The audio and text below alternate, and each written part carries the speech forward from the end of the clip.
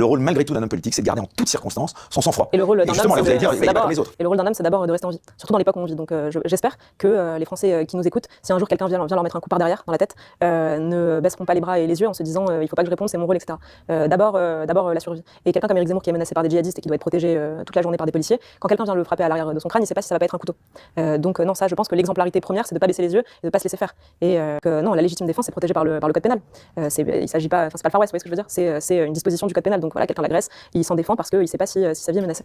J'avais envie de réagir sur cette interview des Incorrectibles de Sarah Knafo, qui, je crois, la femme de Zemmour, en tout cas la concubine, et ils reviennent sur le fait qu'il se soit fait agresser par une femme là, lors d'un meeting, là, où il est dans la rue et tout. Alors je sais plus, je crois que c'est un œuf, non, qui se prend, ou une claque, je sais plus. Alors moi, le premier, au début, vraiment, quand j'ai entendu ça, j'avais envie de dire, mais bien fait pour sa gueule à la meuf, enfin, j'en avais rien à foutre que Zemmour la tape en retour. Enfin, je veux dire, à un moment donné, effectivement, hein, tu te fais agresser.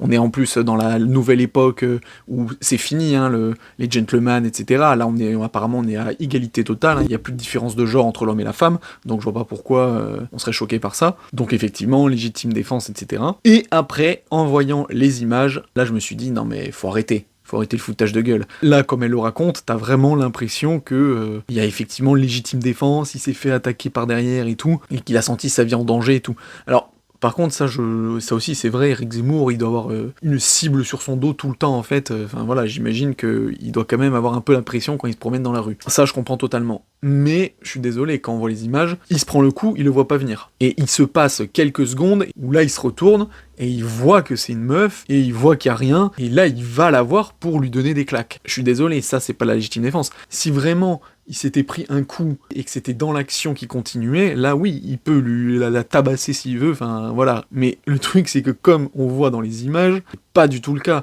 Là, il se déchaîne sur elle parce qu'il a vu que c'était une femme et qu'elle était plus faible que lui. Ça aurait été un gros Golgoth, il aurait jamais fait ça. Faut pas parler de légitime défense, de oh là là, il a été surpris. Enfin, sur les extraits, quand on voit les images, il est indéfendable. Elle dit c'est pas le Far West et tout. Très bien, c'est pas le Far West. La légitime défense existe, mais c'est pas non plus le code d'Hammurabi, c'est pas œil pour œil, dent pour dent.